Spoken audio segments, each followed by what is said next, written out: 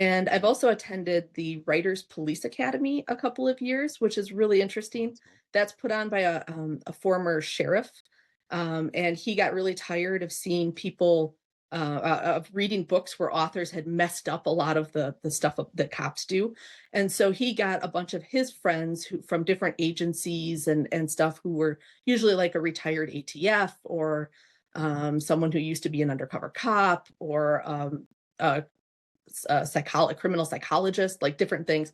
And they would put on classes, and a lot of it was hands on, and they would um, teach you how to do things. Like one of them was an emergency driving class, and I actually did a pit maneuver on a car.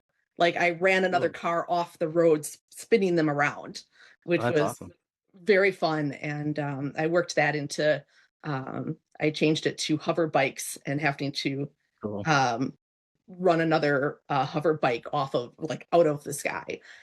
And so those were just really fun. And I like taking some of those experiences and trying to work them into my stories as much as possible. That's really cool. I think you just solved an issue for one of like a sci-fi mystery. Like I have like a kind of like an intergalactic like cop character that I've just been stuck with for a while. So maybe that's why I'm stuck. Maybe I need to go take Jason's or one of the other classes. It's funny because I can't think what I'm just curious, like what year did you guys do that with Jason's class in Vegas? Because I had an author on a couple years ago that he had taken Jason's class somewhere like that we were talking about. So I wonder if you guys went to the same one.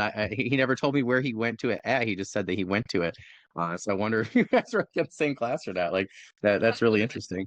It was quite a few years ago. That was maybe 8 years ago or so. Oh, He gotcha. Yeah, was so doing Vegas classes at the time, but I think he now has like a ranch in Utah or something. I think I mm, heard where he was like running his own classes there, and I haven't looked into those at all, but I'm sure that they would be very fun.